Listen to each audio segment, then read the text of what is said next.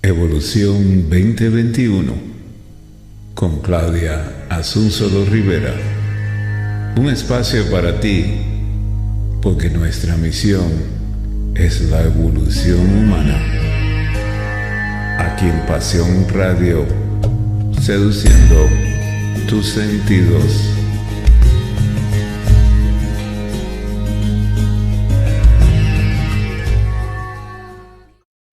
Han sido temidas, odiadas, reprimidas, torturadas, quemadas vivas, pero algunas hemos sabido pasar desapercibido. Somos las brujas. Hola, shalom, soy Claudia Asunzolo Rivera. Bienvenidos a Evolución 2021, transmitiendo desde Querétaro, México, a través de Radio Pasión para más de 60 países. Bienvenidos a Evolución 2021, el programa para hablar de espiritualidad y también de otros temas de interés. Y bueno, como ustedes saben, el 31 de octubre por la noche, en los países de cultura anglosajona o de herencia celta, se celebra la Noche de Brujas, también conocida como Halloween. Ahorita vamos a platicar si es o no es lo mismo, pero bueno, se acercan estas festividades que de alguna manera, aunque no sean mexicanas, pues aquí también las vivimos, nos tocan, pero ¿qué tanto sabemos de ellas? Vamos a platicar de esto con Elisa Queijeiro Pisa. Ella es humanista, historiadora, comunicóloga, conferencista, escritora. Ella, pues por su necesidad de transmitir conocimiento desde una mirada humanista, fue haciendo cada vez más y más narraciones, y esto lo llevó a ganar el Premio Nacional de la Mujer en el 2019, otorgado por la Cámara Nacional de la Mujer por su trabajo como promotora de la cultura e impulsora del género femenino.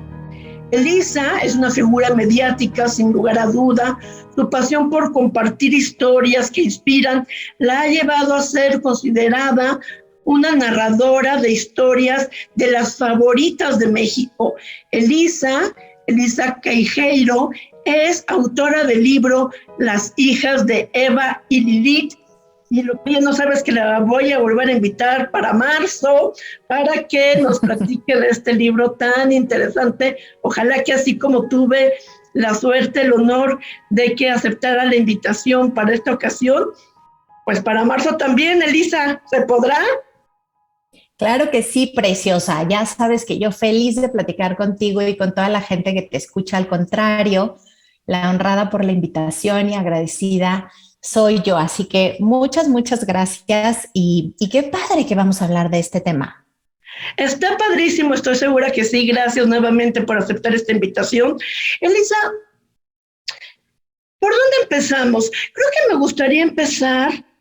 Te voy a hacer dos preguntas y tú decides por cuál empiezas. Adelante. ¿Qué es Halloween realmente? ¿Qué se celebra en Halloween? Porque luego ya andamos pidiendo dulces en Halloween, los niños disfrazados de monstruos, de vampiros, de quién sabe qué tanta cosa. Y yo no sé si realmente la mayoría de las personas tengan claro qué es Halloween. Esa es una pregunta, y la otra es, ¿qué son las brujas? ¿Por dónde empezamos? Bueno, mira, yo creo que tanto una pregunta como la otra tiene muchas diversificaciones en las respuestas. Okay. Y de pronto, Halloween, voy a empezar por la de Halloween, ¿no? Okay. Al día de hoy, pensamos en Halloween, como dices, y encontramos a los niños disfrazados de casa en casa, pidiendo dulces, y de pronto como se mezcla en la misma temporada del Día de Muertos, incluso nos sentimos como invadidos, y sobre todo esta idea viene más de la segunda mitad del siglo pasado, a partir de los 50, 60, 70, con más énfasis 80, 90, Cuando estamos creando un nacionalismo nuevo después de la Revolución Mexicana en 1920, hacemos un vuelco a la mirada a lo prehispánico, a lo que nos interesa de lo prehispánico que habíamos abandonado, que habíamos maltratado. Sin embargo, no lo supimos hacer integrándonos, querida Clau, sino despreciando al otro o no queriendo integrar al otro. Todo lo que sonara a extranjero lo quisimos despreciar. Esto obviamente lo traigo como muy fresco porque justo el libro que está por salir el próximo año, así que si en marzo platicaremos de las hijas de Lilith, pero también con la conspiración de todo el universo del nuevo libro, Una patria con madre, que habla de Malinche, ¿no? De recuperar a la Malinche y de este invento justamente por crear un nacionalismo. No crean que me voy a perder de las brujas de Halloween y de todo lo demás. Estoy dando vueltas para irme al grano. El caso es que justamente en esa época es cuando queremos y empezamos también a ver, empezamos a recuperar las ofrendas mexicanas de muertos y nos empieza a aparecer tan desdeñoso y tan malvado y mal visto e idólatra y bla, bla, bla Halloween, sin entender que tanto muertos como Halloween comparten una raíz común. Ambos comparten el culto del fin del año y del principio del año, o el fin de la vida y el principio de la vida. Halloween, su raíz más antigua, en realidad la palabra va a derivar del inglés All Hallows Even, que quiere decir la noche de todos los santos, pero antes de llamarse así, que es un nombre que le imponen cristiano o católico, era la noche donde terminaba el verano, comenzaba el invierno, y en los pueblos más antiguos celtas se consideraba justamente que en ese tránsito también los que habían fallecido o los muertos se levantaban de las tumbas para convivir con las personas vivas, pero más que nada era como su fin de año. Tú sabes y conoces también muy bien todas estas historias celtas tan importantes que tenían que ver con el ciclo agrícola en gran parte.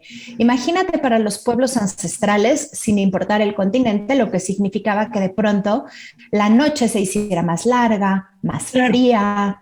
Era un peligro de muerte. De hecho,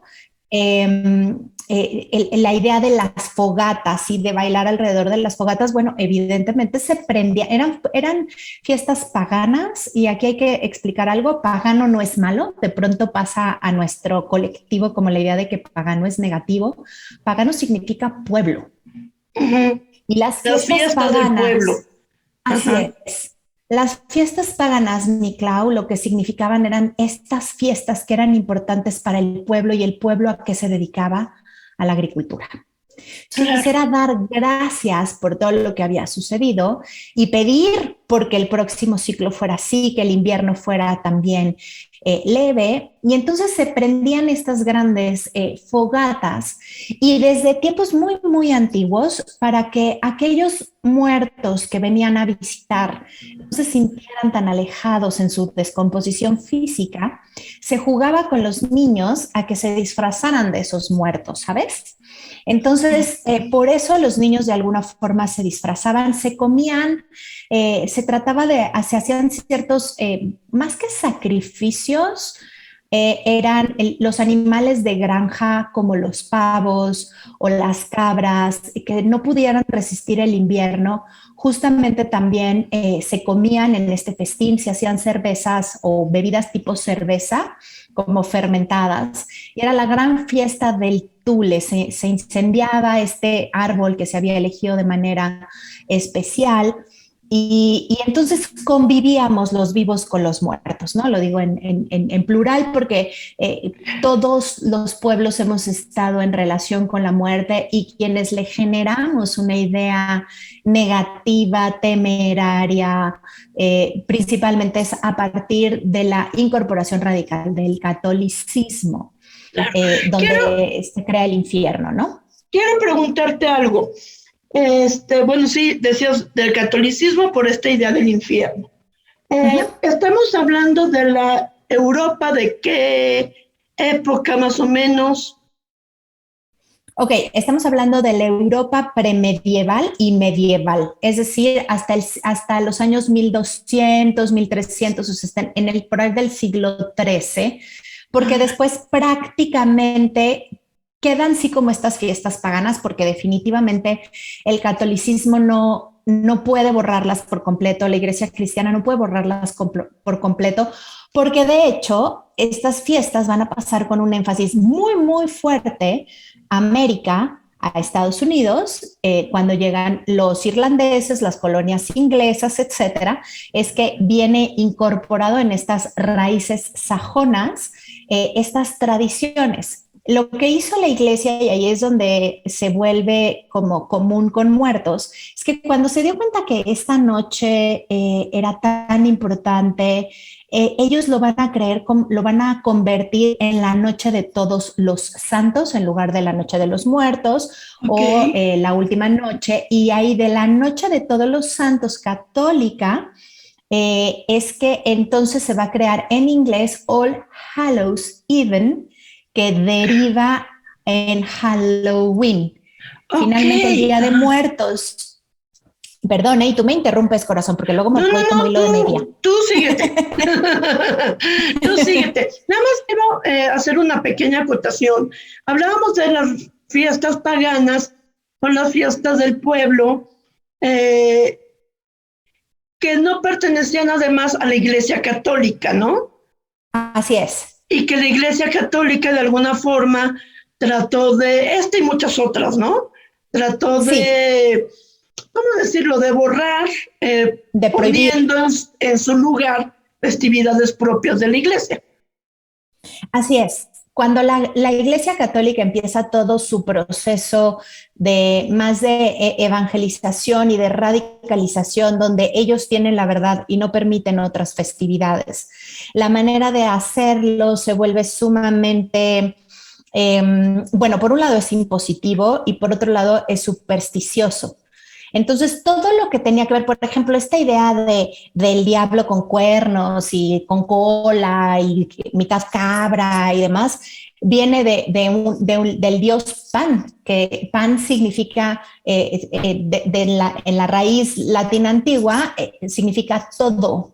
Y esa era la forma, era como esta persona, hombre, cabra, de ahí viene la palabra panteísmo, ¿no? Que es Dios está en todo. Y entonces, como se hacían estas fiestas, sobre todo todas las fiestas del pueblo van a estar, te digo, enfocadas a pedir a que haya fertilidad, fertilidad en los animales, en las personas y en las tierras. Claro, en la Entonces, se agricultura. hacían danzas, la agricultura importantísima, se hacían danzas, entraba incluso en trances, la sexualidad era vista desde otro punto de vista completamente diferente al católico que va a empezar a ser castrante, prohibitivo y solamente para procreación, se empiezan a prohibir los placeres acompañados de eso y los placeres de la tierra y los placeres del vino y los placeres, por eso de pronto nos volvimos totalmente duales, ¿no? Con morales incluso muy dobles, con Radicales. dobles morales y donde todos juzgamos a los demás cuando en realidad era un contacto con la naturaleza, con la madre tierra y con la madre de todos los ciclos de una forma mucho más natural.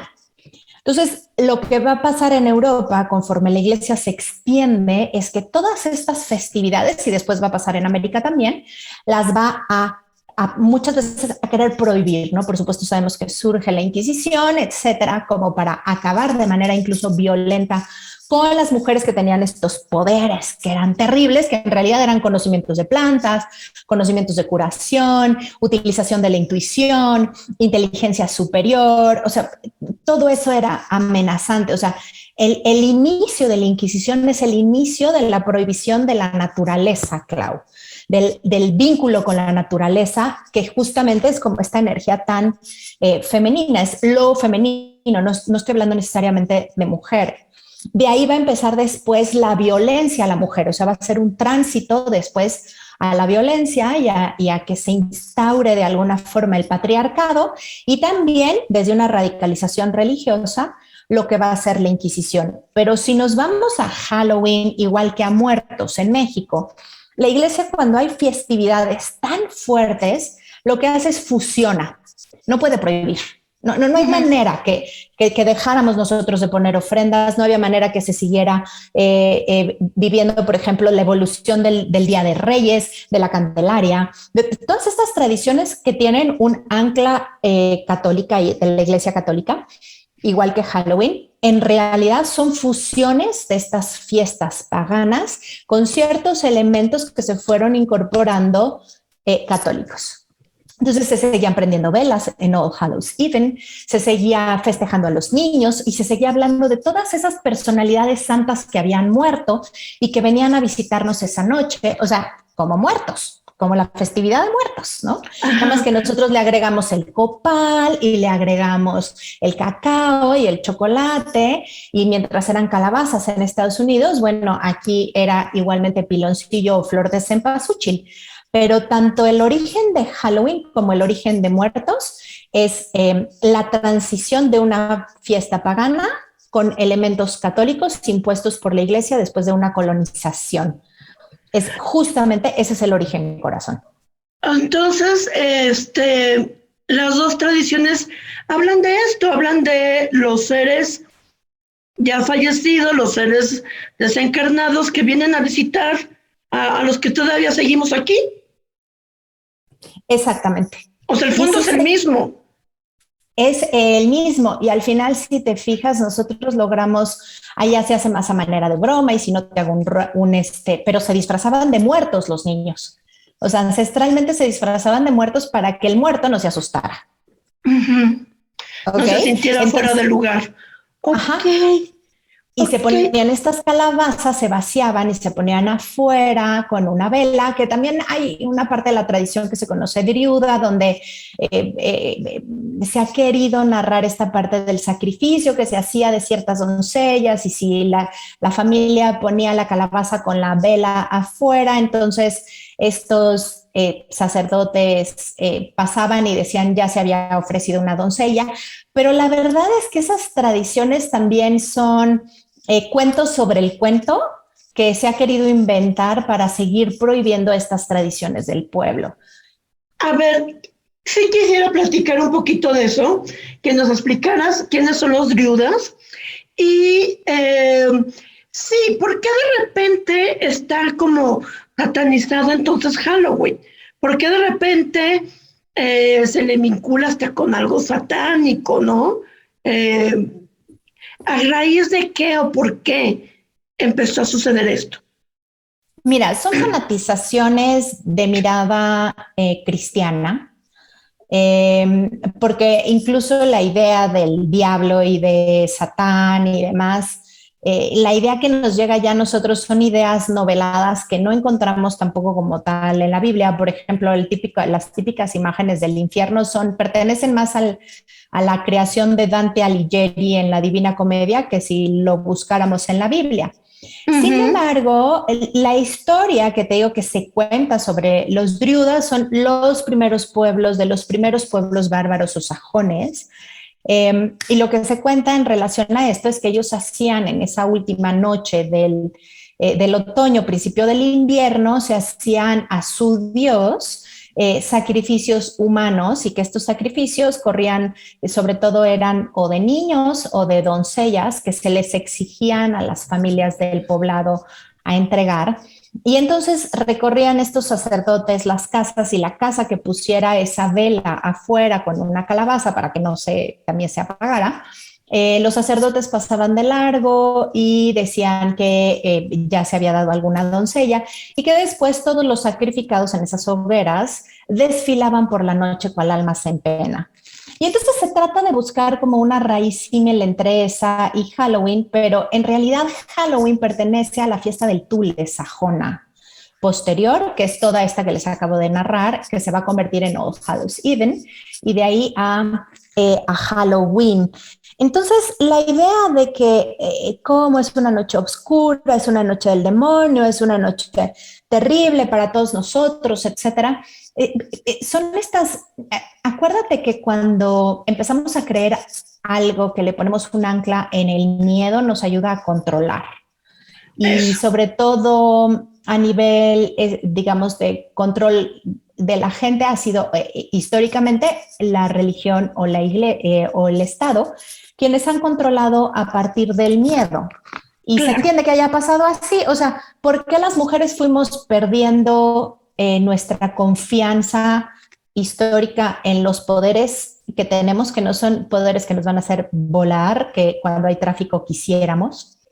Pero no vamos a poder volar, pero sí sabemos, porque mi abuela lo sabía y la tuya también, que la manzanilla le hace bien al estómago y que la ruda te ayuda a quitar los cólicos y que la menta es genial cuando tienes gripa.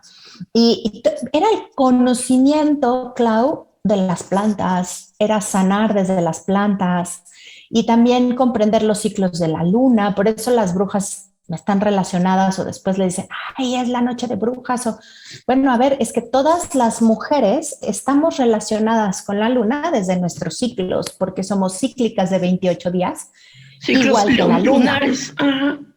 Somos lunares. La diferencia de las concepciones es que, por ejemplo, en el mundo prehispánico, incluso a los días de la menstruación femenina se les llamaban los días de su luna, eran sagrados, sabían que esa sangre era la sangre más bendita que podía existir porque de ahí se creaban otros seres humanos y las mujeres se iban a los cerros o a los ríos y depositaban su sangre en retorno a la tierra, agradeciéndole. También lo hacían las mujeres hebreas y las mujeres del norte.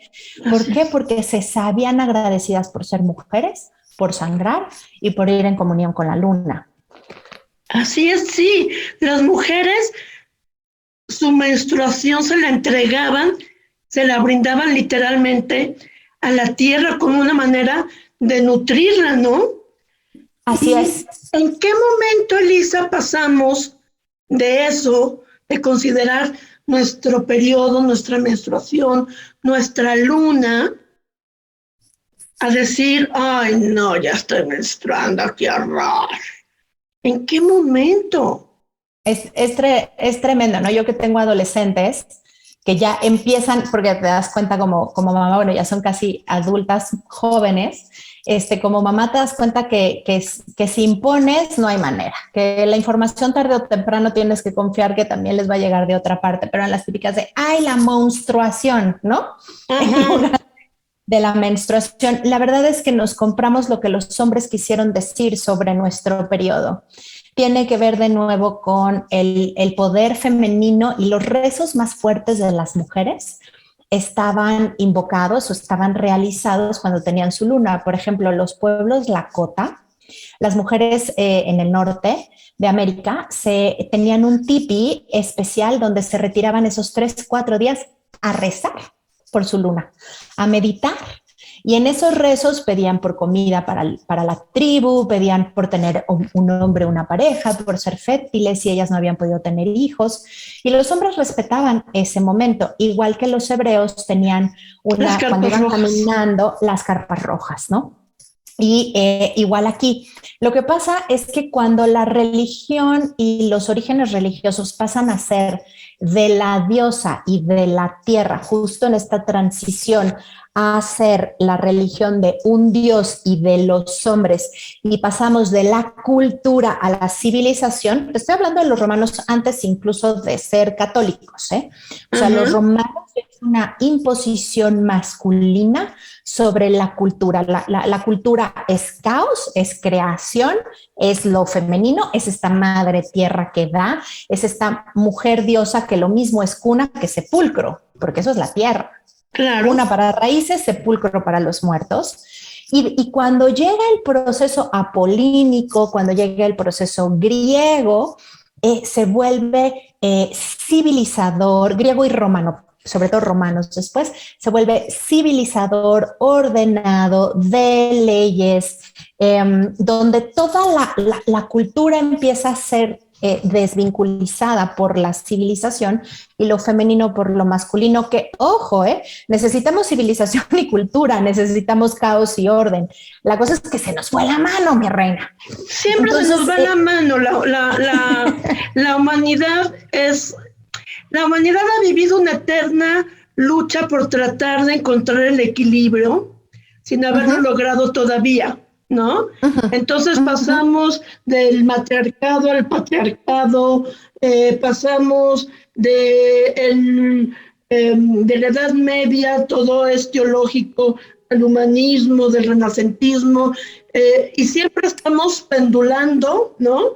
Y no hemos sido capaces de encontrar todavía el punto medio, ojalá que pronto, ¿no? Así es, así es. Creo que ahorita es un retorno de un péndulo tal cual. O sea, la pandemia nos hizo recordar la importancia de lo femenino, independientemente de los movimientos feministas desde el siglo pasado, y que llegan tarde a nuestro país, de alguna manera toman fuerza ahorita como la tomaron en los 70s en Estados Unidos, son exactamente las mismas manifestaciones, pero estamos en este vínculo y en este péndulo, nos vamos hacia el otro lado para lograr de pronto un equilibrio, y el equilibrio del colectivo, de la sociedad, va a terminar también, Clau, cuando logremos un equilibrio personal. O sea, claro, lo que es importante es esta incorporación de lo masculino y de lo femenino, de la bruja y del médico en nosotros, ¿no? Es este equilibrio y este respeto, es importantísimo. Ese respeto para esas dos partes, pero ¿en qué momento se dejó de valorar la luna? Mira, sobre todo, una de las raíces más importantes es la judio-cristiana, cuando se empiezan a prohibir justo los cultos a cualquier otro dios, diosa que no sea el dios único que prohibió los ídolos. Y al mismo tiempo se crea una desvinculación de la mujer con su sangre, y en lugar de llamarle los días sagrados, se le llaman los días impuros. Imagínate la diferencia entre una y otra, donde además la sangre se vuelve asquerosa en lugar de natural. Y se separan las camas matrimoniales, ¿no? O sea, las mujeres duermen en un lado y el hombre en otro, porque el hombre se vería contaminado por la sangre de la mujer, que está impura.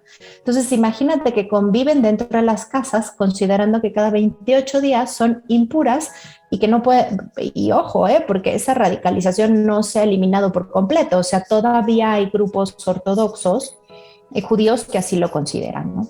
Entonces, ese es el principio, cuando a la mujer se le considera impura por su sangre.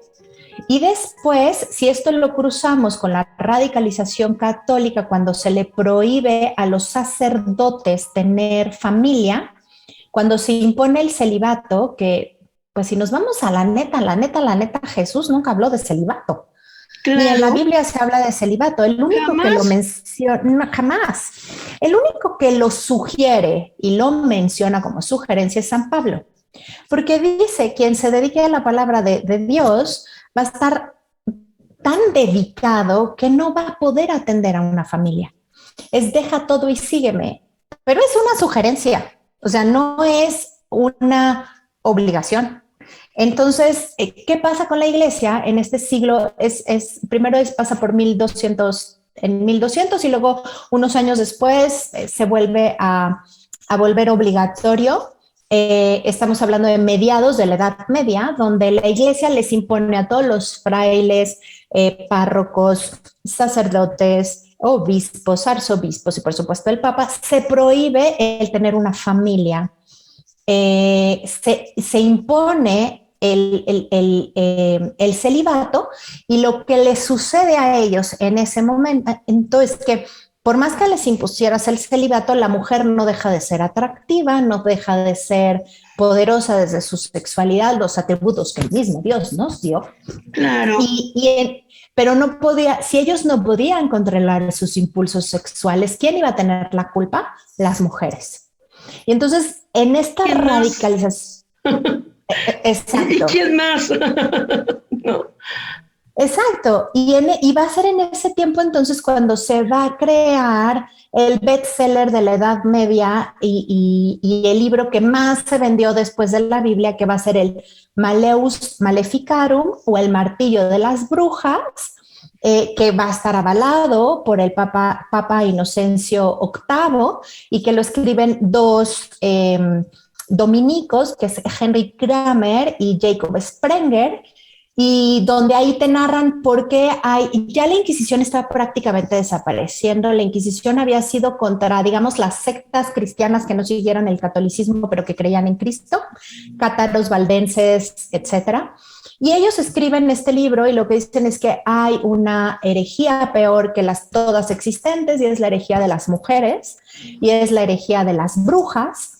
Y entonces toman diferentes escritos, los sacan de contexto, y lo primero que digamos que se juzga y que se pone como negativo es el placer sexual femenino, la necesidad de las mujeres de tener sexo con los hombres. Hacen unos inventos que no creerías. Y vas a encontrar en sus casas, en los árboles de estas brujas, nidos completos llenos de penes que le cortaron a los hombres. ¡Ay, por Dios! O sea... Y así como eso, el Maleus Maleficarum te habla de que la palabra que usa la mujer significa apetito de su carne. Cuando una mujer piensa a solas, piensa mal. Todas las malignidades son poca cosa en comparación con una mujer. Estas son unas citas del capítulo 2 del libro, Clau. Entonces, imagínate la concepción cuando esto se traduce. Se hicieron más de 11 ediciones, se traduce a 6 lenguas y por primera vez se hace una edición de bolsillo con el Maleus Maleficarum. Entonces, no tenemos ni siquiera la cifra de la cantidad de mujeres que se violentaron y mataron a partir de la creencia en este libro. El problema, ¿sabes? Que no es que haya un loco, sino los locos que siguen al loco. Claro, claro. Elisa, te voy a interrumpir para que vayamos a escuchar una canción, ¿te parece bien? Claro. Escuchar algo de música. Vamos a escuchar una canción celta que se acostumbraba entonar en estas fechas. Bueno, vamos a explicar un poquito, tú me corriges si estoy mal, que los celtas son un conjunto de pueblos europeos de la Edad de Hierro. Estamos hablando del año 1200 antes de Cristo, más o menos, que tenían una cosmovisión muy ligada a lo que era la naturaleza, ¿no? Quizá un poco mágica, y pues todo esto por la importancia, como tú dices, de la agricultura. Vamos a escuchar esta cancioncita y ahorita regresamos. Gracias. Pero te la voy a deber. ¿A quién la vamos a oír? No te preocupes, me la mandas. Te la mando, claro que te la mando. Y porque bueno, cuando se edita el programa y ya salga, esto es para el tercer fin de semana de octubre, creo, miércoles de octubre, perdón, va a salir, yo te aviso. La gente que nos escuche en www.radiopasionus.com, ellos sí la van a poder oír. Te la mando, está padre, está muy padre.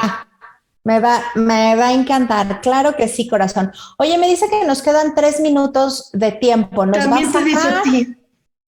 Uh-huh. ¿Sabes qué pasó? Que como se conectó también Mariluz, ahí sí me fue la onda que con 3 personas nos quita el tiempo.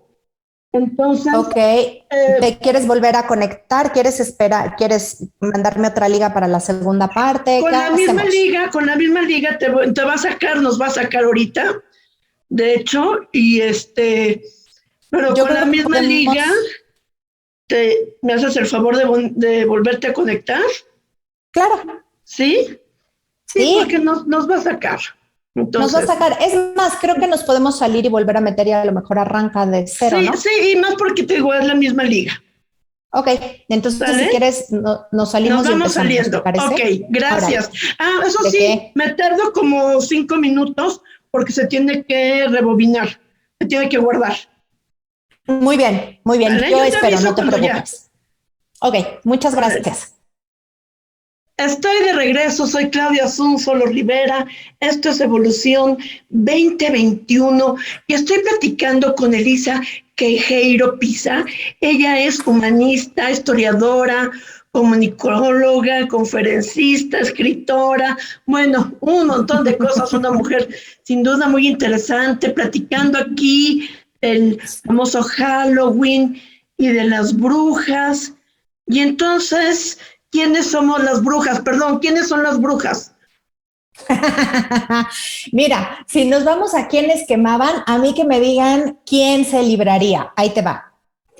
Quien voltea a ver a la luna, quien no esté casada o no quiere estar casada, quien no quiera ir a la iglesia o escupa fuera de la iglesia. Yo digo, ¿cómo que escupa fuera de la iglesia? Eso decían. Si alguien escupía, podía ser bruja. La que conozca de plantas, la que tenga deseos sexuales. O sea, ¿qué te digo? ¿Quién se libraría, no? Finalmente, y luego hay cosas muy ridículas como a la que se le haya visto volar o que tenga deseos de volar. No, pues bueno, o sea, pero aún así como que toda la parte por las cual las mujeres eran juzgadas como brujas, en realidad nunca sabías de dónde venía la acusación, quién lo había hecho, de qué se te acusaba. Yo te diría que como colectivo, como seres humanos y colectivo, se creó la traición, se sembró la traición en este periodo de la Edad Media, porque las tías... no se salvaba una mujer si no decía quiénes eran sus cómplices. Y a veces aún diciendo quiénes eran estas cómplices, igual fallecían. Y entonces, más bien las juzgaban y las mataban o las quemaban. Entonces se traicionaban unas a las otras tratando de salvarse y se sembró la traición. No sabías quién del pueblo te había traicionado, ¿no? Fue realmente un periodo de mucha oscuridad humana. Y es que como dices, pues todas éramos brujas o todas somos brujas. ¿Quién se podía salvar? Nadie. Era una cuestión sexista. ¿Tú crees que atrás de esto hay un cierto, no sé cómo llamarlos, un cierto recelo, por llamarlo suavecito, contra las mujeres? Y totalmente sexista. Mira, Henry Kramer ya había sido encarcelado por un obispo en Alemania, porque antes de que él escribiera el libro del Malleus Maleficarum y comenzara la persecución de las mujeres y de las brujas, en los juicios que él ejercía de la Santa Inquisición mandaba llamar a las mujeres y de manera violenta las desnudaba, las revisaba sexualmente y las denigraba por su sexualidad. Entonces se crea como una malformación en cuanto al poder sexual femenino como algo peligroso y como algo denigrante a partir, te digo, comienza a partir del celibato y de todo el puritanismo alrededor del celibato y la negación de la sexualidad como algo placentero, bueno y al mismo tiempo poderoso. O sea, antes digamos, de la Iglesia Católica y de todas estas creencias, verdaderamente la sexualidad, se sabía la fuerza de la sexualidad y lo que se lograba, que hoy lo sabemos y luego lo decimos de otras formas, ¿verdad? No tan elegantes, pero la sexualidad es la fuerza más imponente y atrayente que también nos vincula a hombres y a mujeres. Es el chakra de hombres y mujeres, mujeres con mujeres, hombres con hombres. O sea, el vínculo sexual es realmente poderoso y es una raíz sumamente fuerte, ¿no? Entonces, acabamos de tener un programa hace poco de eso, de cómo la unión de la energía sexual, del vínculo sexual, es verdaderamente poderoso. Y dices tú que hay muchas formas de decirlo, no tan elegantes. Por ahí dicen que más jala un par de trenzas o un par de otras cosas, ¿no? Que un par de bueyes, ¿no? Ah, bueno. Totalmente, y así lo decían, pero si te fijas ahí, o sea, no hablan del poder de la sexualidad del hombre, sino de la mujer. Otra vez es la culpable, ¿no? Claro, de Eva, pero ya lo platicaremos. De Eva o de Lilith, ¿no? O sea, Lilith, pero pues, ¿por culpa de quién se perdió el paraíso? De Eva. Exacto. Y eso que era la buena, pero ya lo platicaremos en otra ocasión. ¿no? Claro que sí, querida, pero por supuesto que tiene un acento sexualizado, por supuesto que tiene esa, te digo, esa raíz de deformación, ¿no? Si realmente hoy también tuviéramos la conciencia del poder de la sexualidad, uno, lo usaríamos más y dos, lo usaríamos con más conciencia, porque es realmente la entrega de tu ser completo y la integración del ser de la otra persona. Lo usaríamos con más sabiduría, pero ¿No? es que Entonces, sí, ¿cómo estarás de acuerdo? sí, ya está, como tú dices, satanizado. Y eso que, como bien mencionabas hace rato, en la Biblia nunca dice nada en contra del sexo. Tenemos la idea de que el pecado capital o el pecado original, perdón, de Adán y Eva era un pecado sexual y esa es una interpretación bastante maquiavélica, ¿no?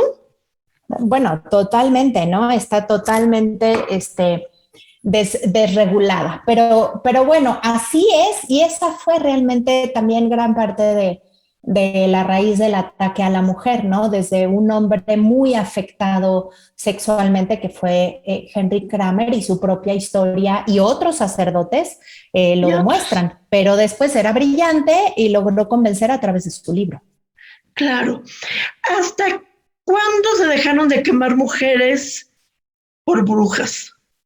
Mira, el primero que prohíbe a las mujeres a quemar y continuar con las hogueras va a ser el rey Luis XV. Y de pronto diríamos, ay, bueno, qué compasivo o qué bueno fue, pero no fue por eso. Es que recuerdas también la peste bubónica y que se vuelve como sumamente fuerte en el siglo, en la Edad Media. Resulta que ya no habría gatos. La peste bubónica se contagia a través de las ratas y los mayores predadores de ratas, porque las ratas convivían en los mercados, en los barcos, en las casas, o sea, ahí estaban, eran los gatos. A las mujeres, corazón, las mataban con todo y sus gatos. Mujer que tenía gatos era bruja y las quemaban. Y resulta que el rey Luis XV definitivamente amaba a los gatos y entonces decide que ya se van a prohibir las hogueras porque no se puede seguir matando a los gatos. O sea, no es por las mujeres, ¿no? Sino por los gatos, que es Por los increíble. gatos. Para Y que en ya no haya España, ratas y porque a él le gustaron. Bueno. imagínate.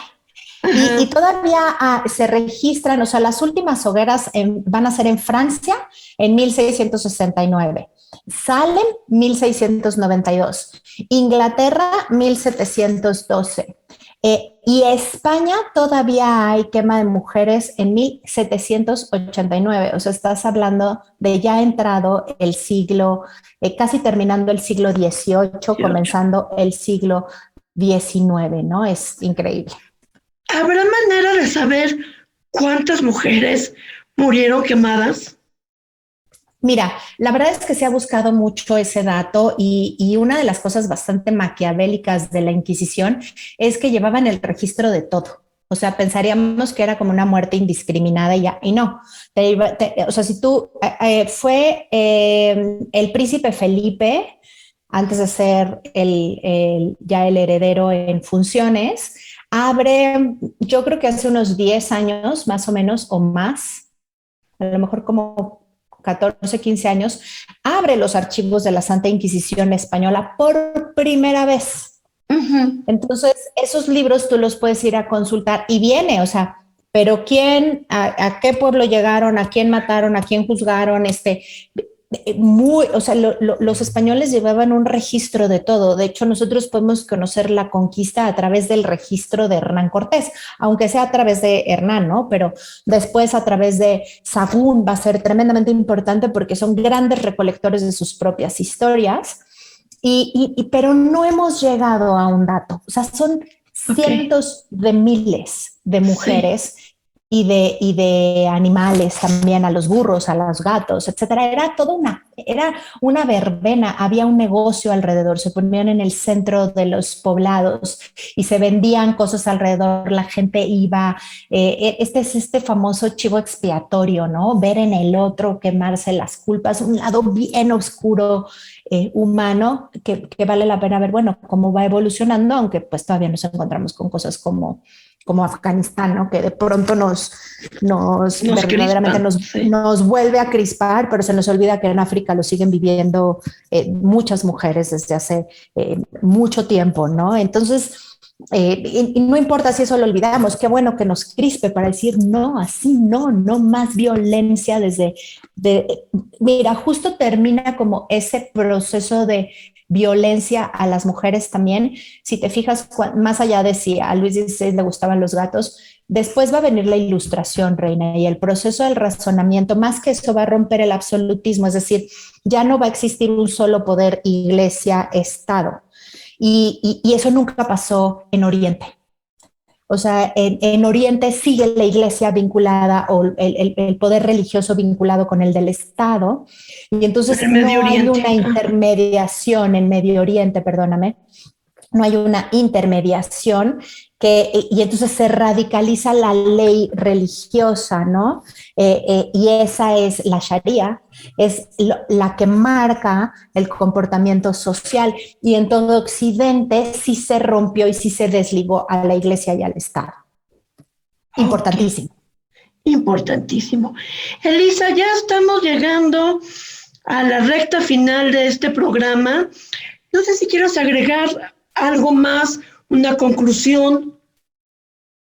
Sí, bueno, primero agradecerte muchísimo a ti y a toda la gente que te escucha la oportunidad de transmitir estos mensajes. Miren, yo he aprendido que de la historia hay que hacer un puente al presente.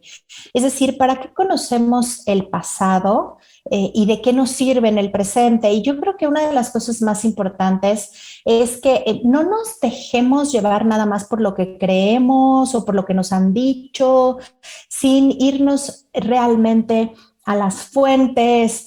El conocimiento yo creo que ilustra, el conocimiento nos hace elevar nuestro propio pensamiento y nuestra propia mirada a algo más. Es muy peligroso creer y convencernos de ciertas verdades que muchas veces, o de mentiras que parecen verdades, que son sumamente peligrosas para la sociedad.